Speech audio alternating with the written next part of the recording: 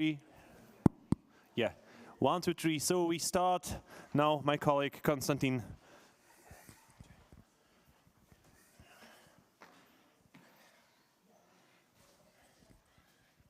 I am honored today to introduce our keynote speaker, Miroslava Mudrak, who is really the most important art historian who started to shed light on Ukrainian modernism.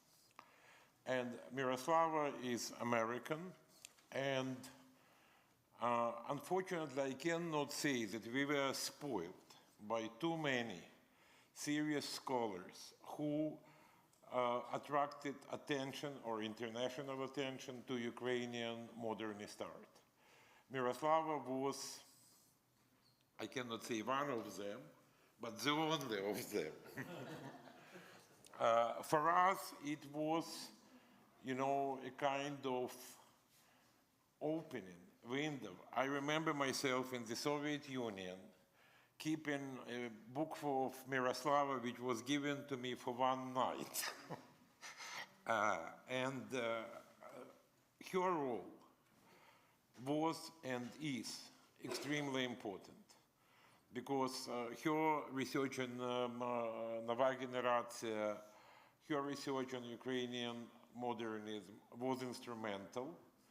I could be happy if we can have more scholars like her, but all of us, next generations of Ukrainian art historians, are extremely grateful to her for what she did, for what she is doing. So I am inviting Miroslava.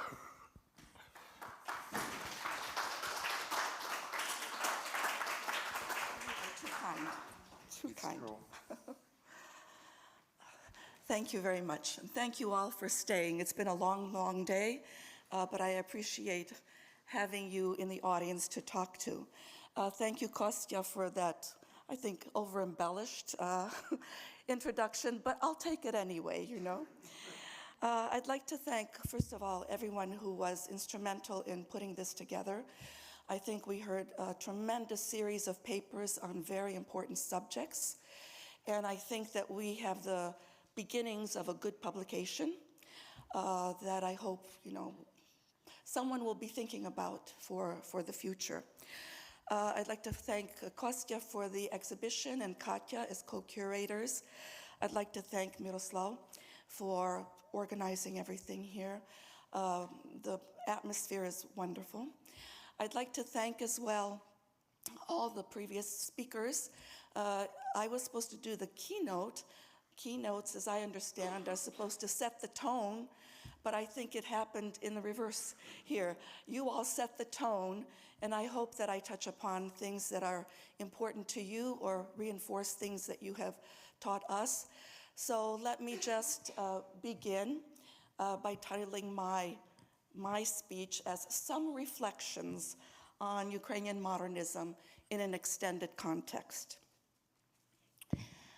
First of all, I should also add that the exhibition that we see at the Lower Belvedere, it really is kind of miraculous that it took place, not only because of the time that it took place, but also because of a real change in mentality that has been happening or had been happening in Ukraine for maybe a decade now, since people like Yulia Litvinets became the director of the National Museum of Ukraine, the National Art Museum of Ukraine, and also the enthusiasm with which the administration of the Museum of Music and Theater Arts and Cinematography have been lending fantastic chefs-d'oeuvre so that the rest of the world can see what Ukraine really has in terms of its cultural production.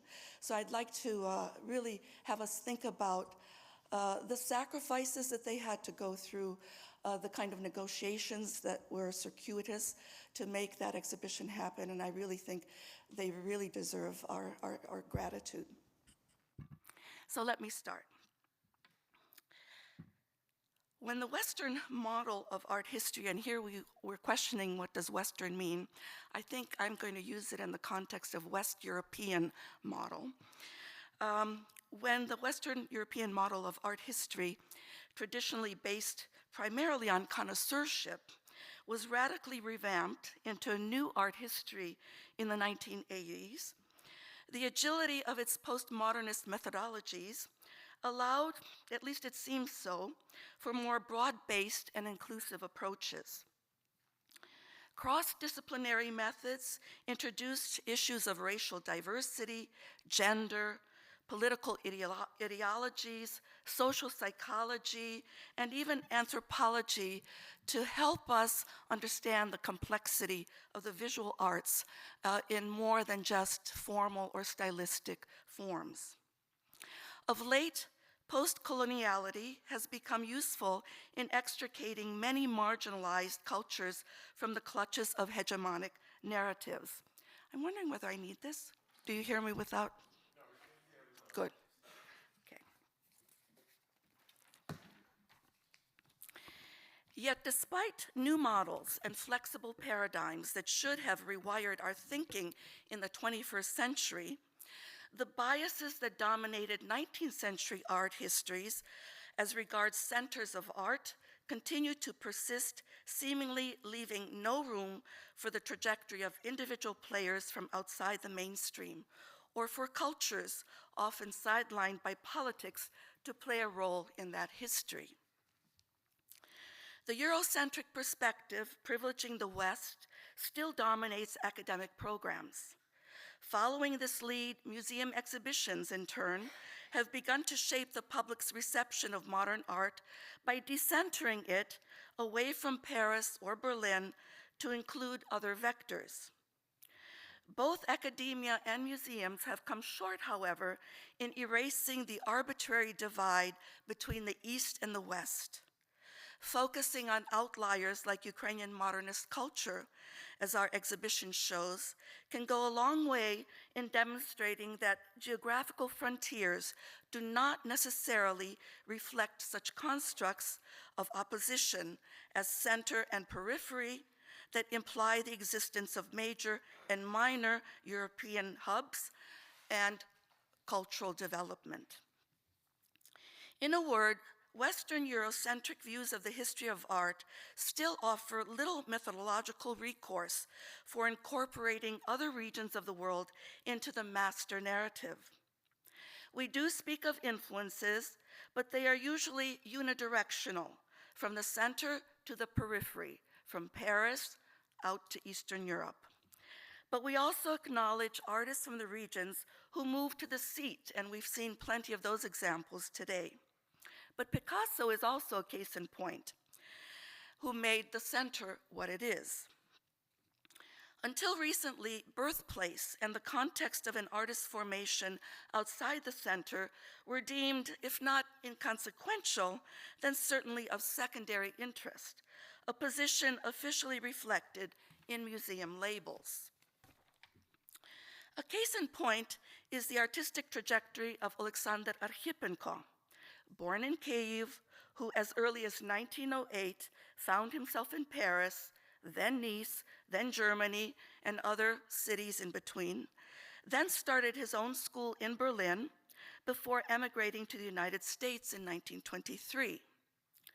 Some museum labels identify him as an American artist, which, while true, as that is where he established himself ultimately, but it also summarily deflects from his origins and the possible influences that shaped his idea about art. When in Paris, Archipenko's sculpture was described as cubist, a label he detested because it grouped him with contemporaries pursuing this line of formalist experimentation, when he preferred to see himself as pursuing something more complex. Not taking Archipenko's, I'm speaking about Archipenko, so I'm using the Ukrainian pronunciation. Not taking Archipenko's geographic origins into account, we miss out on understanding possible other wider influences on his visual thinking, such that consideration of the stone babas, an example of which you see here, that proliferated the Ukrainian steppes and graced the entryways to local museums in Kyiv, where he lived and where his artistic visions were formed, might have shaped his idea about sculpture, three-dimensionality, and materiality before he even came to Paris. The pagan Svitovid, the Slavic god of abundance of war, still standing today alongside a major square in Kyiv, haunts as a visual source for Archipenko's totemic statuary, but the comparison is never really made. For that matter, the modern merchant architecture in the commercial part of Kyiv, that is the Podol or the Podil area, which is abundant with 19th century structures that were considered new, multi-level constructions with interesting arabesque window framing and sculptural voids gracing roof lines, might be another source to look at. After all, it is three-dimensional. The multicolored surfaces of the buildings' exteriors, in conversation with relief details, could not have been overlooked by a youthful artist with a keen eye to his surroundings. Instead of allowing the tactile experiences of place factor into Archipenko's formation, the label of cubist puts him squarely within the Parisian orbit, where he remained ensconced for some time within the Western narrative of modern art history. As an even more egregious ignorance of geography and sites of influence is to pursue expediency rather than accuracy in presenting him to a museum-going public. More often than not, Archipenko's birthplace, Kyiv, and the country of his origin, Ukraine, is indicated on museum labels as Russia, Kyiv, Russia, artist Russian. The takeaway for an undiscerning public is that Archipenko is a Russian artist.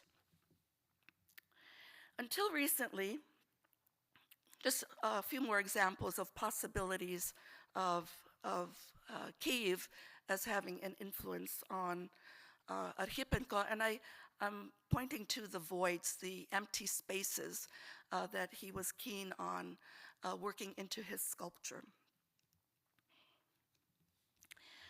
Until Russia's assault on Ukraine, the practice of thinking about context, the context of an artistic personality emerging, remained a status quo, and only after many decades of trying to change the protocol for identifying artists' cultural affiliations, at least in American museums, some effort has been made to revamp the procedure, and that's only in the last year.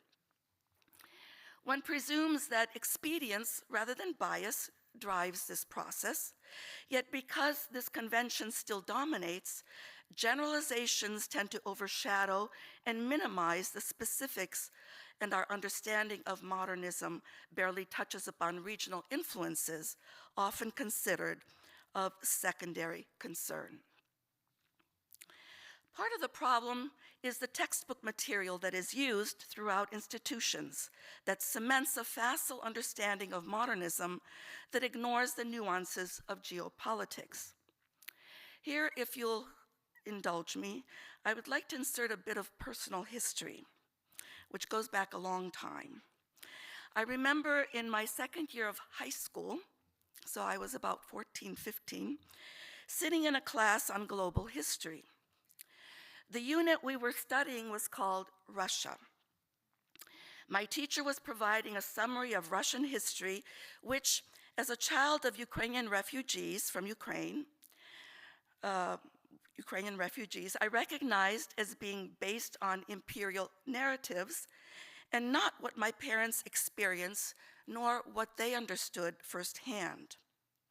In fact, my teacher's version of Russian history was the very same that Putin himself keeps touting, one that places the origins of Great Russia in the 10th century, when Muscovy, the origins of the Kremlin, the source of the Kremlin, did not even come into being, and it remained an outpost until the late 14th century.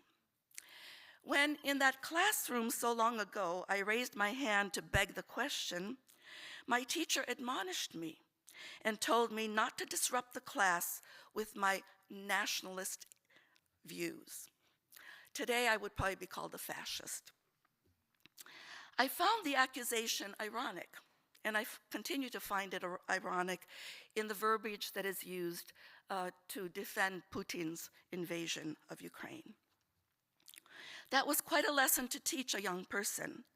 I discovered that general knowledge about my own ethnic roots was filtered through a distorted lens that had persisted and continues to persist to this very day. The troubling part of that process is that it has been fully accepted throughout the world, which is why Ukraine's relentless defense is so eye-opening, or has become eye-opening, to many of the world's populations.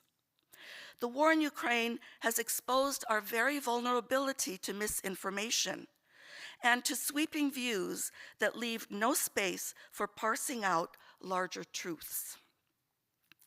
So, my claim here is that Russian art has entered the orbit of a Eurocentric history of modern art in the way that no other country nor other cultures have been able to effect.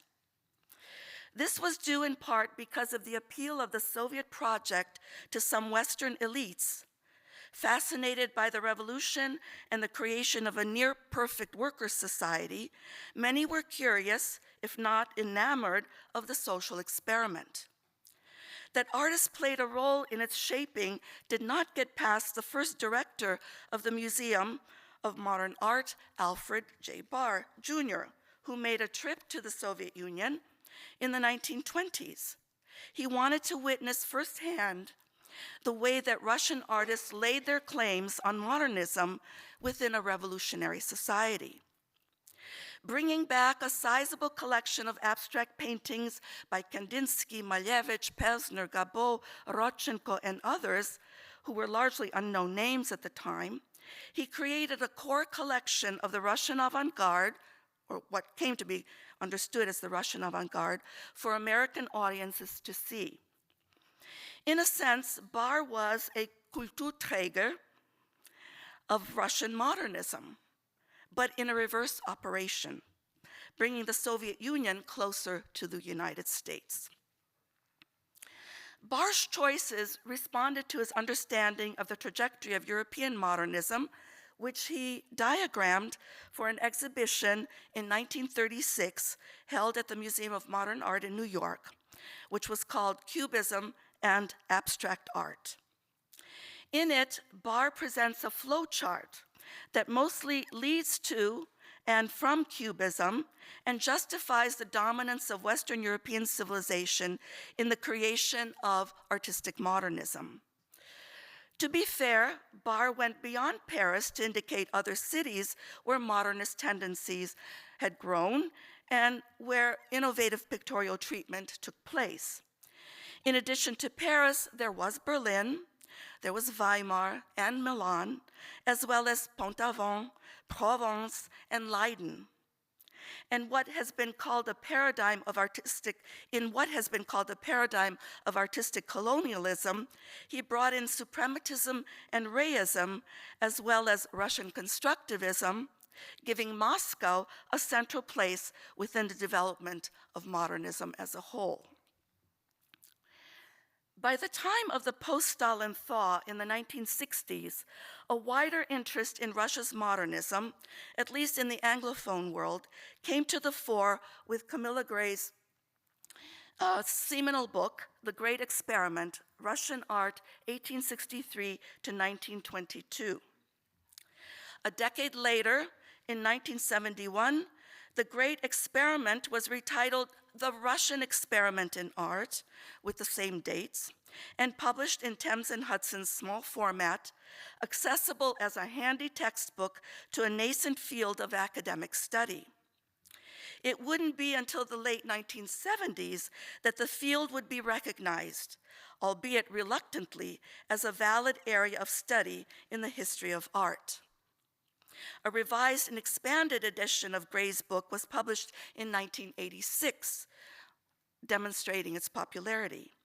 And since then, various institutes of Russian art and culture have based their curricula on its format. About the same time, and I'm speaking about the 1980s, East European art also started coming to our attention, challenging Western European dominance in the historiography of modern art. These rumblings came about mostly at international conferences and symposia that would seek to highlight important movements across the swath of Eastern Europe, from the Baltics to the Balkans.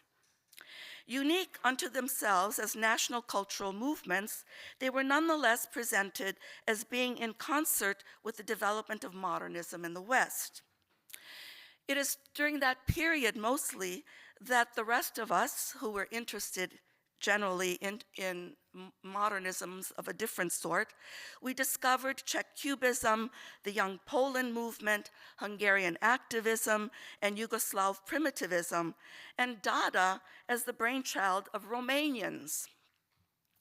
Straddling 2 centuries and 2 very different political circumstances, under the sway of imperialism before World War I, and as modern nation states afterwards, they came to be understood as a unique expression of national revival in dialogue with the more familiar story of West European modernism, but not real seats of exchange or interchange. Theirs were unlikely centers of activity, not always the urban capital, but more often some community that operated out of a small town or country hamlet. The normative trajectory of moving from the periphery to the center, often typified by the relocation of individual artists from these regions, would be a fact of the Western history of modern art. At the time, and I'm still speaking about the 1980s, the only way to address all of European art was to accept, if only for a brief spell or nominally, the convenient paradigm of center and periphery, which pitted established seats of artistic power against aspiring also-rans, struggling to join the ranks of acknowledged modernism worldwide. That did not prove to be a remedy to the narration of modern art. Instead, the center versus periphery dichotomy put into place an even more entrenched division that set the problematizing of East European artistic modernism along its own separate path, leaving Ukrainian modernism caught between the East and the West to fend for itself. Only a curiosity about the separate formations of modernism within the Soviet Union patterned itself along this path of discovery of modernist art, not as an alternative to the Western model, but as a long-neglected supplement to it. And so it was the Museum of Contemporary Art in Zagreb that was the first to reach even further east and present the very first exhibition of the Ukrainian avant-garde in the winter of 1990. That was an international event cemented by a symposium, by press releases and articles. Mind you, until that moment, even Ukraine had not recognized her own avant-garde as such, and would not have its first exhibition until well after the Zagreb show. I believe that not enough has been made of this historic gesture on the part of the Zagreb art community in the early 1990s. I think so for 2 reasons. First, what the small Croatian museum accomplished was nothing more than a brave show of solidarity, an empathetic signaling of a kind of brotherhood among those who, at least artistically speaking, and very specifically in the period of magisterial innovation in the visual arts, had long been marginalized, pushed to the so-called periphery. feeling themselves as East European art communities largely unrecognized, undervalued, and at worst discounted and excluded from the master narrative of the history of modern art, the Zagreb show was a bold demonstration that Ukrainian art was European to its very core, just as was all of East European art. Therein lies the second reason for bringing up the Zagreb exhibition, not only for recognizing a Ukrainian and not Russian avant-garde, but seeing it as part of a totalizing European identity. For it proved to be a challenge to the status quo, fed on a diet of Kremlin propaganda that there was no modern Ukrainian art whatsoever. Against the background of Soviet glasnost and the widening cracks within the Berlin Wall, it seemed like the East-West dichotomy would finally collapse and a synthesis of shared aesthetic worlds would take place. But alas, that was not to be, for the long-standing political formulations devised for popular consumption the world over would continue to shape the consciousness of the world. But there are other assumptions in the European narratives of modern art that expose other kinds of prejudices that have deepened the aesthetic divide. This involves the realm of the decorative and minor arts, including folk art. If our knowledge of modernist art has been shaped by a formula that pits the periphery or something lesser to the standards of a superior metropolis as the seat of high culture, then the study of East European art, as well as of Ukrainian modernism, also exposes Western prejudice by largely ignoring the importance of folk art in the study of modernity. At the dawn of industrialization, international expositions served as the ideal platforms for individual countries to showcase the finest examples of their culture's achievements in the fields of design, architecture, technology, and industry. Contrary to valuations of Western art history, folk art, though visually stunning, was relegated to a secondary status of aesthetic interest. Indeed, in striking contrast to museum-quality fine arts based on Western standards of the Greco-Roman inheritance, the domestic, primarily functional products made by common folk for everyday use would not find a place of appreciation in the evolution of the history of modern art, except perhaps as something shown at international expos. Yet in many ways, and we've seen this in the papers today, folk art served as the key inspiration for Eastern European art, and especially for modernist expression. This is Yermilov that Kostya talked about. And I'm just going to show you more examples of folk art from various regions of Ukraine. Contemporary, maybe 19th century, but also ancient, the Tropilian pottery from the era from the BC, before the Christian era. When put on international display, the compellingly diverse range of Ukrainian folk art captivated worldwide audiences. However, because of the politics of display, their ethnic identification was frequently obscured. The international shows with exhibits from Ukraine would be organized as a subset of Great Russia's contribution, while the condescending label, Little Russian, would be its only distinguishing cultural feature. Little Russian was a term that identified Ukraine's ethnographic territory under Russian imperial rule.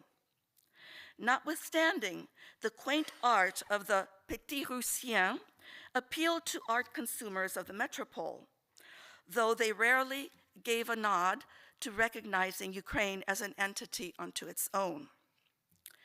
Thus, unbeknownst to exposition visitors, and again I'm thinking about the larger public, the public's reception was constantly being shaped by the imperial narrative when it came to Ukraine. As a result, visitors to the expositions would never recognize Ukrainian culture as a separately evolving entity. So, as I've shown you, from wood carving to ceramics to woven textiles and embroideries, the varied and playful engagement with materiality exemplified by folk art sharpened the imagination of modernist artists searching for new ways to present universal interests in their art. More importantly, the abstract formal properties of folk designs offered a new and inspiring vision for modernist artists seeking simple, direct approaches to represent their worldview. While for the French Cubists and German Expressionists, inspiration for new expression was sought in naive and primitive art, the vernacular art of Eastern Europe was a natural source for modernist perspectives, particularly after the formation of the nation states after World War I. Poland, Czechoslovakia, Hungary capitalized on their ethnic traditions to create new foundations for the future of art. But Ukraine's unwieldy geopolitical position as a non-state, wedged between weakened imperial powers on either side, presented not only a challenge for self-identification, but it prevented the creation of a unified front that from the start could not be identified as the history of Ukrainian modern art. Just prior, I should show you a few more examples of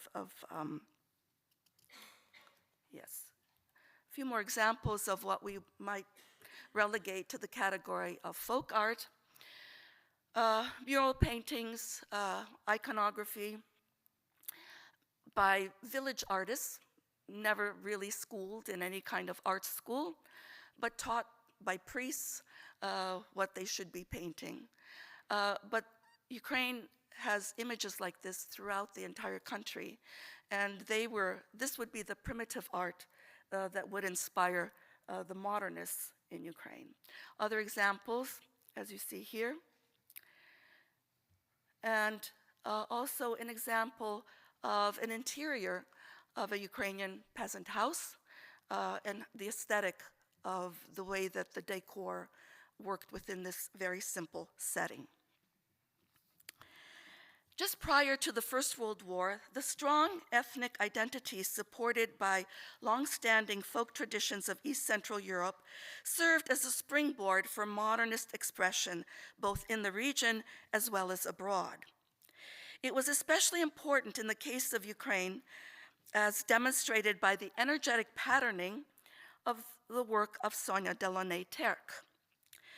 Delaunay directly credits her childhood memories of colorful wedding celebrations and dancers in Ukraine that inspired her color sense and movement in her compositions. So a little bit of folk art here, folk dancing here with all the streams of color and native costuming, and Sonia Delaunay. I think the absorption is there, you can understand, okay. And then Alexandra Exter. You can see the effect that folk art should have had or could have had on these artists. In another outstanding crediting of the Ukrainian folk art tradition is the interest in the treatment of stock folk images painted on flimsy boards like the wandering Cossack known as the Cossack Mamai. This was a ubiquitous and popular talismanic image that graced the entryway of peasant homes. It features a lone renegade Cossack with his trademark attributes: a kobza or bandura, a musket, a gunpowder pouch, tobacco pipe, and his trusted steed, resting Indian style in baggy Cossack pants, embroidered shirt, and skull hairlock. The image was lifted, as we see it here, by the rambunctious David Burlyuk as a way of identifying with his Ukrainian Cossack legacy. The horse itself was a pervasive image in Burlyuk's work and linked him with the German Blaue Reiter group and the symbolic alignment with the horsemen of Kandinsky, Franz Marc, and his own references, as we see in the exhibition in this painting of Carousel. And here's one more.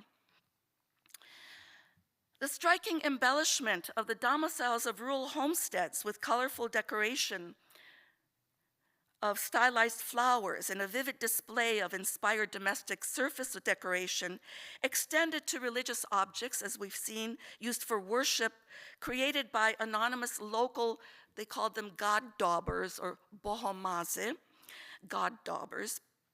Those were the informally trained peasants that I mentioned, whose natural painting talents led them to become the village religious artists. Some of the most expressive icons, albeit following the canons of Byzantine iconography, were produced by these anonymous painters. It was perhaps from such a lineage that the modernist Alexander Bohomazov came upon the modernist scene with theories about movement, volume, form, and color, a way of looking at futurist dynamism through a Byzantine lens. Other forms of folk art, such as the decorative wall paintings that you see here, attracted the attention of Kazimir Malevich. There are some theories about the void of the black square originating perhaps in the local hearth of the peasant home. It's an interesting idea. And also, again, these floral designs that embellish the interior of the house. We saw a lot of where this was translated into modernist versions at Verbivka, and the way that Exter was assisted in this process of translating the folk into the fine. More examples of that process here. This one you saw earlier several times, and you saw this image as well. I think I'm going to skip this, and well, maybe it's too important a point to make, so let me go back to this. Indeed, given the chance that the periphery had something to offer the center, it oftentimes went unacknowledged. Such was the case at the important Paris International Exposition of Decorative and Industrial Arts in 1925, where Vadim Meller's constructivist maquette for the production of the Secretary of the Labor Union won a gold medal for stage design. And that expo was really about theater design. As was the case during the imperial era, so during the Soviet period, the all-encompassing term Russian was used interchangeably with Soviet, as it still is today, and would offer no credible recognition of Ukrainian achievements, even when Meller won the gold medal. He could not bring it home to Ukraine and say, look what we did. And when the finest examples put on display at this 1925 expo, the finest examples of contemporary stage design was brought to the United States, the Little Review magazine published photography of these sets, but if you were able to read the rather blurry images, the artists who came from Ukraine were listed as having come from Kiev, Russia. And so, again, Ukraine lost out. And another example where perhaps better you can see Meller is listed as coming from Kiev, Russia. So, I'm going to try and move along here. So, this not so innocent, I'll call it duping of the public at large, continues to describe Russian propaganda tactics today. Longtime director of the Hermitage, Mikhail Piotrowski, who has run the venerable institution for more than 30 years after his father before him, openly claims Russian culture to be an important export commodity. Yet one must question how state-appropriate art constitutes a culture. Does the Scythian art looted from Ukraine's Black Sea basin, do the collections of European art purchased en masse by Catherine II, or the modernist purchases of private collectors Shchukin and Morozov, relinquished to the state after the revolution, so proudly now put on show in museums and blockbuster exhibitions in the West, is this what Piotrowski calls a cultural exchange? Piotrowski himself proudly states, quote, "Our recent exhibitions abroad are just a powerful cultural offensive, a kind of special operation, which a lot of people don't like. But we are coming, and no one can be allowed to interfere with our offensive." Sounds familiar, doesn't it? Russia today openly promotes the imperial practice of appropriating the finest of other cultures and claiming it as their own. Under the guise of a dialogue of cultures, a seemingly innocent democratic principle, its explicit aim is, as Piotrowski states, to show up and to show off state museum treasures. This was a tactic for easing lingering Cold War tensions in the 1970s, when the Kremlin pushed a series of blockbuster shows, such as the Moscou-Paris or Berlin-Moskva exhibitions, as another kind of, let's call it, special operation to tout the work of artists who, committed to revolutionary principles, were often, in fact, hounded by the state during their day. But we're not here to talk about Russia. As we ponder concepts such as cultural exchange, especially considering the exhibition down the hill, it is not the exchange of artworks as commodities that should come to mind, but rather the intellectual exchange that has produced an unprecedented art in locations one until now would never consider centers of European modernism. What I mean by that is, within a West European art historical focus, one tends to overlook the intensity with which the modernist spirit was embraced in very unlikely places, such as within Ukraine's ethnic borders. Thus, in bringing to light Ukrainian modernism, we cannot but become interested in the sites of generation and growth, and we cannot not think of historic cities such as Kyiv, Odessa, Kharkiv, and Lviv as the crucibles of Ukrainian modernist ideas. So in the few minutes remaining, let me point to a few salient moments and places of interlinkages. The first international exhibition of sculpture, graphic arts, and drawings, organized by sculptor Volodymyr Izdebsky, known generally as the Izdebsky Salon, originated their 1909-1910 tour of the empire on Ukrainian lands. First staged in Odessa, they traveled to Kyiv before arriving in St. Petersburg, and then in Riga, and with a return to Ukrainian territory, ending up in Kherson.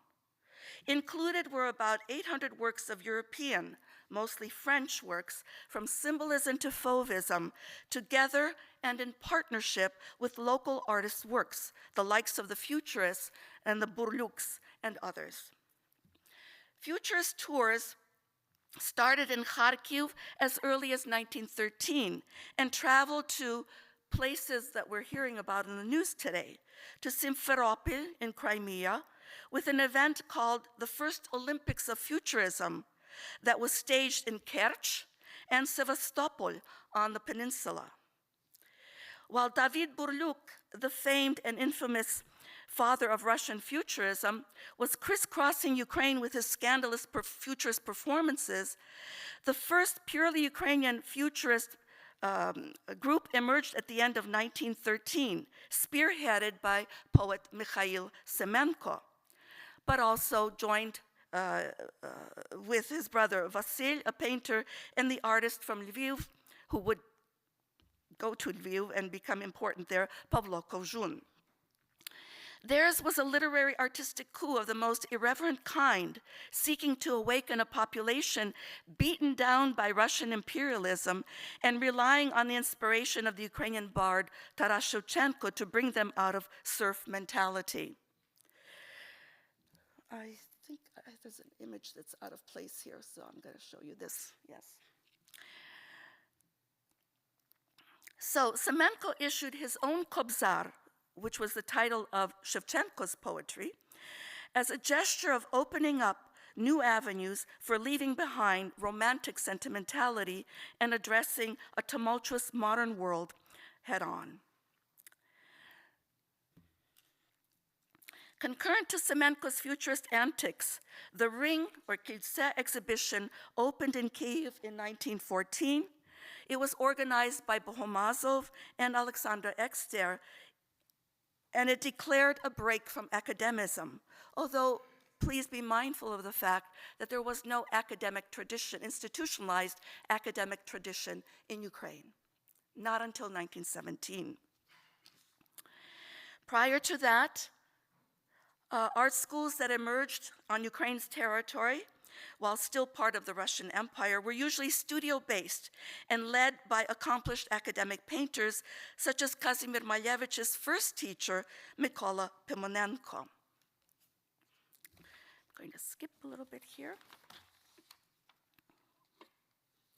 Until the interwar period, that is the period between the end of the First World War and the Second, when modernism took off into every possible direction in the visual arts, Ukrainian artists, still feeling themselves wedged between two great empires, the Russian in the east and the Austro-Hungarian in the west, capitalized on cross-influences that they translated and transmogrified by engaging the vernacular.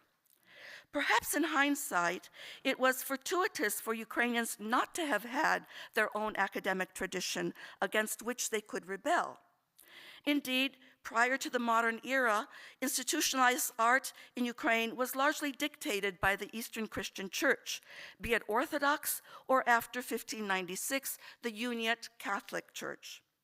Some of the finest treasures of manuscript art, graphic illustration, and iconography laid the groundwork for the quality of Ukraine's modern art. Painter Kliment Redko had his beginnings in the icon painting school of the Kiev-Pechersk Lavra, the monastery of the caves, before the war, between 1910 and 1914, but then entered the private studio of Alexander Ekster.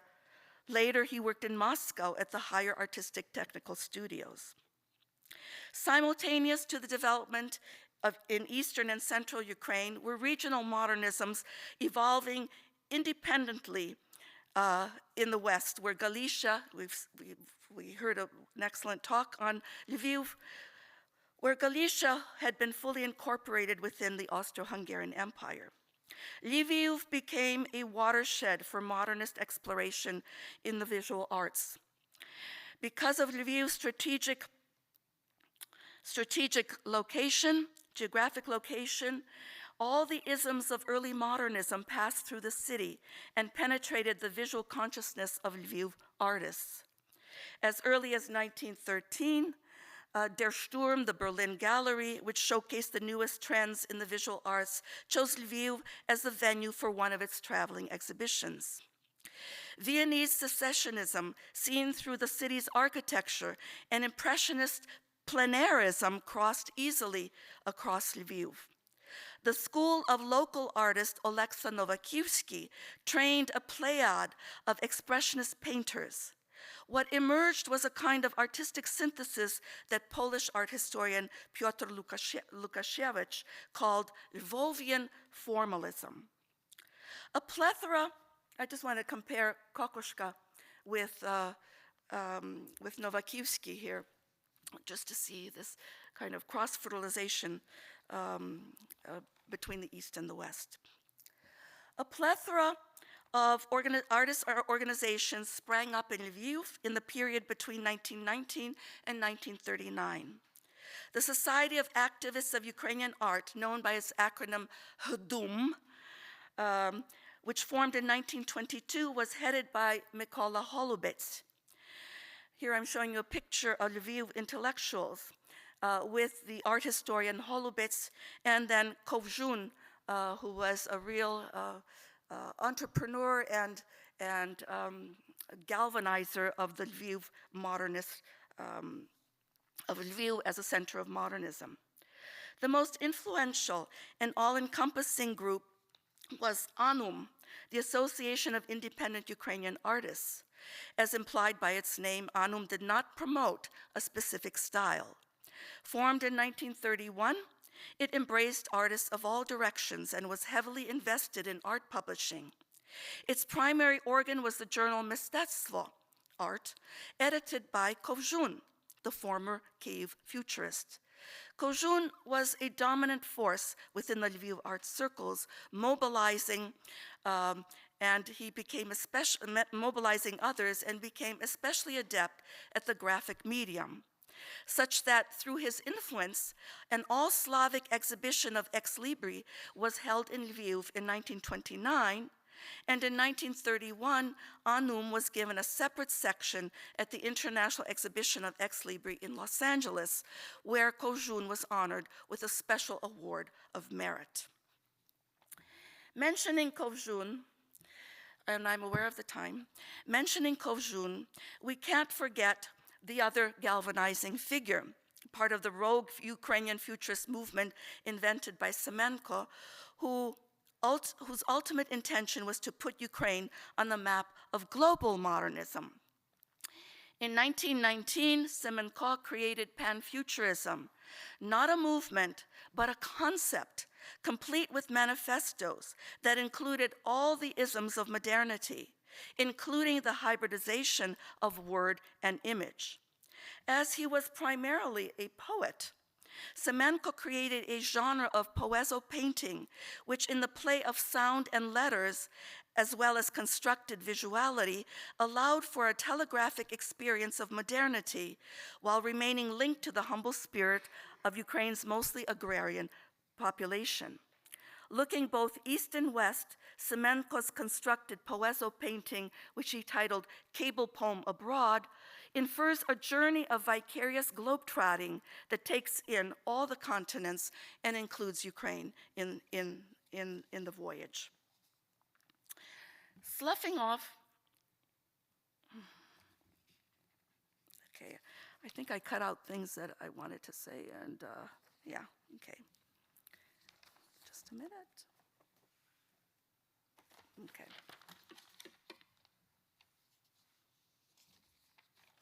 I'm going to go back. Sorry, I have to go back to this. Yeah. So,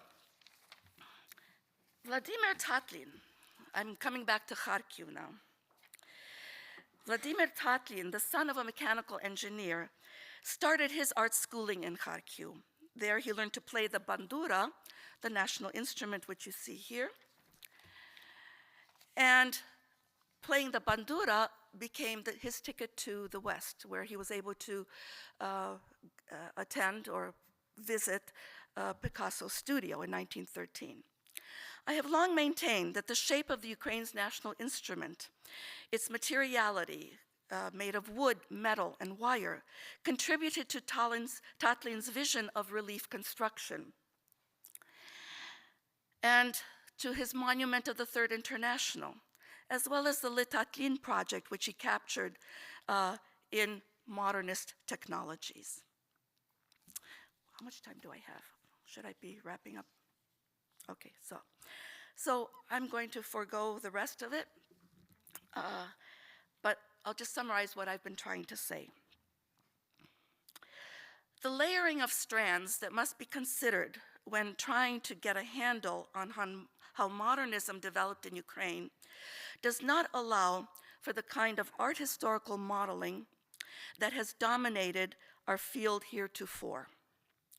Just as the war in Ukraine is causing a major reshuffling of the world order, so is the exposure to Ukrainian modernism begging for a more nuanced reading of modernity, not only because of Ukraine, but because of all the other disenfranchised or marginalized cultures who, because of a colonial mentality, have had little chance to have their art be known or their modernist voices heard. The artificial constructs of center and periphery, high and low arts, the dichotomy of East and West, as today we speak of a global South, proved to be fruitless and artificial designations that only further perpetuate a show of dominance over people's art and culture, and over the native creative possibilities inherent in them. As to the subject at hand, Such categorizations barely touch upon the subtleties, the talents, the complexity and manifold nature of modernity, especially as expressed in Ukrainian art. Through it all, despite the political odds of survival of Ukraine's visual culture over generations and centuries of suppression, Ukrainian artists have proven themselves to be undeterred by the forces that have sidelined the country's art, or those that would want to quash the cultural identity of Ukraine's artists. The exhibition that we are so fortunate to witness here in the Belvedere in Vienna is a major milestone in turning that tide. Against the backdrop of the war in Ukraine, it promises to open new chapters in the history of modern art, urging scholars to educate not only themselves, but museum visitors as well, on the ineffectiveness of a facile reading of modern artistic culture. With more active engagement of art historians willing to forego the conventional and entrenched canonic readings of modernism, we will all be better off by engaging with the more nuanced interrogation of narratives inflected by political aims. One can only wonder as to where Ukraine would be now had her educational institutions, her libraries, her art schools, and her language not been suppressed, eradicated, or choked off by denial of the country's heritage. Not everything is lost, thankfully. In recent times, much has been rescued, as has the eye of the storm given us evidence of. And as the eye of the storm gains traction, going from city to city, we will gain insight through the foresight of curators, museum directors, benefactors, and the public can take stock of its own prejudices vis-a-vis cultural superpowers and the promotion of political agendas. As museum collections are looted in Ukraine daily, as Ukrainian artistic identity continues to be conflated with Russian, and as we witness a culture in danger of extinction, a greater vigilance is needed all around. Thank you very much.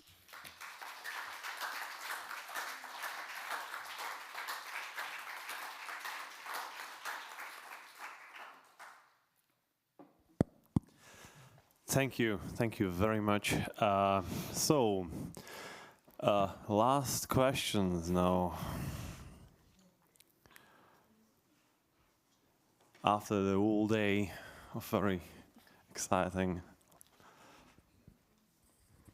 Thank you very much. I think that was a very insightful and useful presentation. And I guess partly I was thinking it goes even further back to that question of whether there's even recognition that Ukrainians exist as a people, you know. And I think there's been a lot of a process whereby people in the West, and let's not get into a boring argument about that, but have come to accept that that the lens through which they viewed the history of Eastern Europe, which tended to be the view from Moscow, has to be kind of radically changed, and that's obviously for some people it's a very steep learning curve, and some people are kind of still a bit reluctant to do it. I mean, I was struck by the fact that, Rosalind Krauss was mentioned earlier, and for her, Tatlin is the hero, and she exemplifies this fascination that I guess art historians with a kind of a leftist historical or political view, they still tend to view things or give the Russian view, the hegemonic view. Well, let's not say from the Kremlin, but the benefits of the doubt. I mean, and it's still there, and it seems to be very difficult to kind of to eradicate. And you find it in all sorts. It manifests itself in all sorts of ways, actually. So it's a really long-lasting task that will take probably decades, actually, because it requires a fundamental mind shift, I think. That's basically the message of my talk, that we all have to be, that basically is the message of my talk, that I think all of us who are professionals in the field, we have to take on the great task of re-educating the world about this part of the world. And it requires more exhibitions. It requires retraining of museum personnel.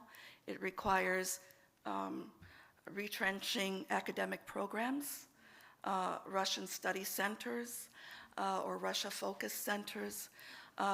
It's a huge, huge task before us.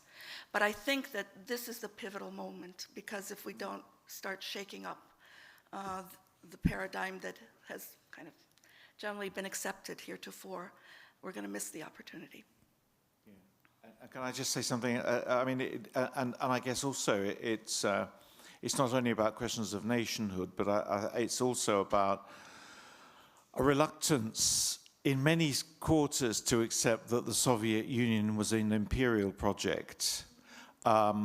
And I see that especially, actually, amongst, rather disappointingly or depressingly, a younger generation of scholars.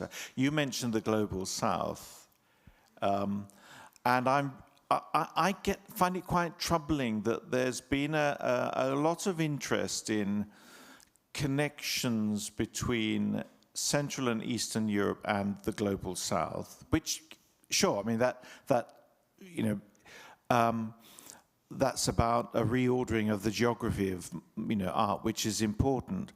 But it's accompanied with a narrative that says, oh, well, we weren't like the awful capitalists in the West. We had socialist solidarity, as if to imply, I guess it's probably people who never had any experience of living under socialism, and therefore they tend to give it a kind of a free bit of a free ride. Now, I was saying to someone earlier that there's a colleague I know in Poznan who does this, and I've sort of said, well, but you'd never sort of say, oh, the Nazis, they did some quite good things, let's look at the positives. So there's a kind of a tendency still to have a blind spot, and it's linked to people's ideological preferences and commitments, and still a reluctance to, I guess, to call a spade a spade.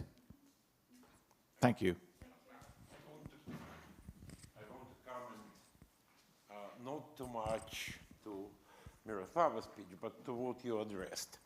Of course, we have interesting situation. Soviet Union, if we are returning to old standards of American scholarship and the famous idea of pipes, which created so much resistance, especially with revisionist and Fitzpatrick, on Soviet Union as a continuation of imperial project.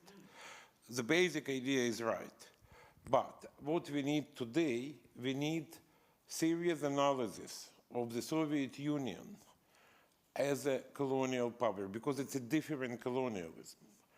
And we did not finish this analysis, because, okay, there are great books like The Empire of Affirmative Action, but they are not covering the whole information. We cannot apply, now we have a lot of talks about decolonization, especially in Ukraine, but it's a talks for talk's sake. We cannot apply post-colonial discourse to the Soviet Union. Homi Bhabha and Spivak are not helping us to understand anything about Soviet imperialism, and we need serious approach to this, historical approach, some explanations, because it's peculiar imperial model which is not corresponding to any classical description of colonialism. We need to try to find different terminology, different understanding, but it's necessary to do it. Well, I personally think the country has most in common with is the United States, because it's a continental empire, and so British communist. if you're a Native American, your experience is probably pretty similar to if you're a Tatar or whatever. Many people who were suppressed as the Russians eastwards and took over Siberia. So that's something that they're closer than comparing To an extent. with, say, Britain or France, which were overseas colonial empires and which were never, they were running according to a very different kind of law. Yeah, but the Soviet model really needs exploration and revision, and revisionist approach. I'd like to add to that. I think we all would probably agree that we need to kind of rewrite all of this. But my concern is the general public, at least those who go to museums. We have to reach them, and there just seems to be a complacency. The relationships, the cultural relationships between countries, say France and Russia, the French are very quick to say, oh, Russian, and it's all over.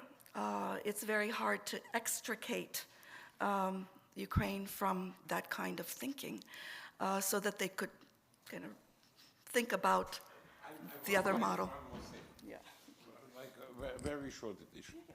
Because, talking about, you were showing us books of the Great Russian Experiment. It's very interesting that next edition, the first edition of Camilla Gray in German, was already renamed into Russian avant-garde, without any experiment, Russian avant-garde. And we have to rethink this model too. Because what was the function? Because we are talking about stolen Ukrainian art. But very often this Ukrainian art was not stolen by Russians, it was stolen by the same art market. And we have heroes who helped to stole it, like late Mr. Nakov, who transformed Yermilov into Russian artist, Bahamazov into Russian artist, because in that moment, this art market needed material. It was high demand, but not too much of supply, so these artists were taken and turned and sold under the trademark Russian avant-garde. During the Cold War, of course, this Russian avant-garde played a very specific role. You were talking about Alfred Barr.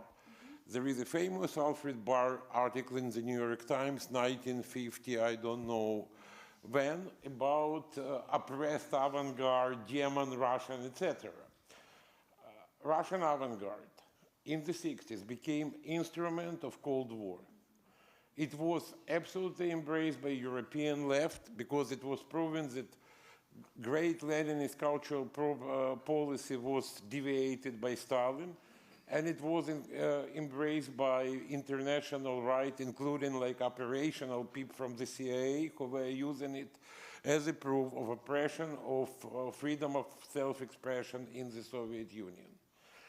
And they created this model, but after the fall of the Soviet Union, this Russian avant-garde as this grand model was embraced by contemporary Russia, embraced by Putinist Russia, absolutely castrated and from any kind of revolutionary meaning, and transformed into this beautiful decoration of Russian greatness,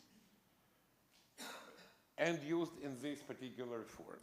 So there are many questions which we have to answer. Just, It's a very interesting discussion. Matthew, your question is very symptomatic. That's what many people in the West are asking about, especially when they're talking about Ukraine, because they really don't know anything about Ukraine and Ukrainian culture. And I want to second Konstantin, because he's absolutely right. Russian colonialism, Russian propaganda is something very extremely creative and perplex. So we cannot put it in typical form. For one thing, the biggest difference, when the Western power came to Africa or to the East, they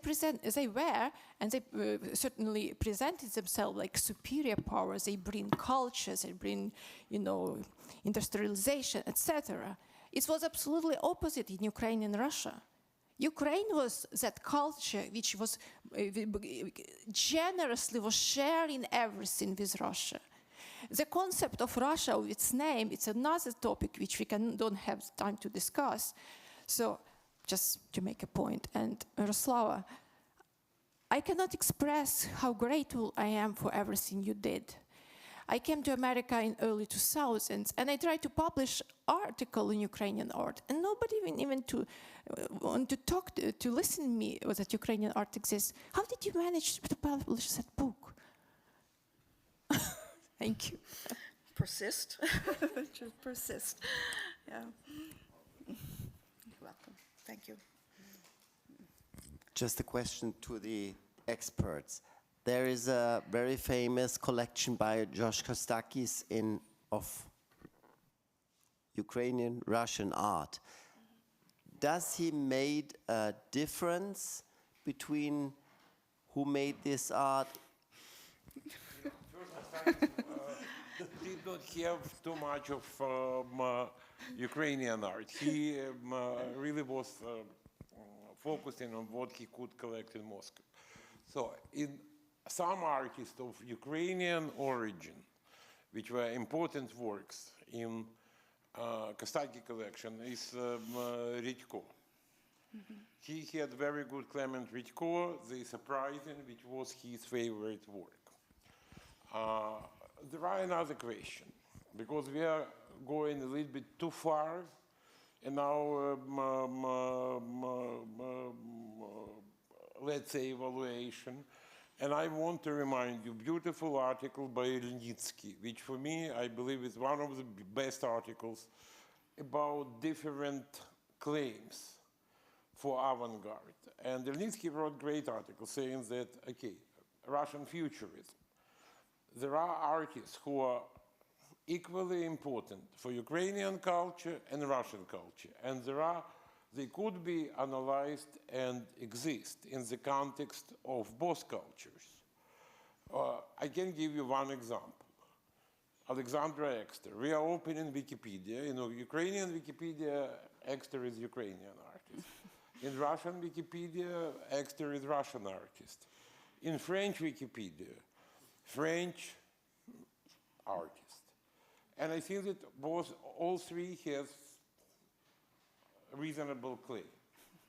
Because she was part of Russian culture, she was active in Russia, she was active in Ukraine and created the basically Ukrainian Cuba futurism, was, I can say, godmother of this Cuba futurism, and was extremely important in France.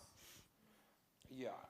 Archipenko, is he Ukrainian only artist or he's American artist too? Of course he's an American artist too, because he had unbelievable influence on American art. He was running schools in America.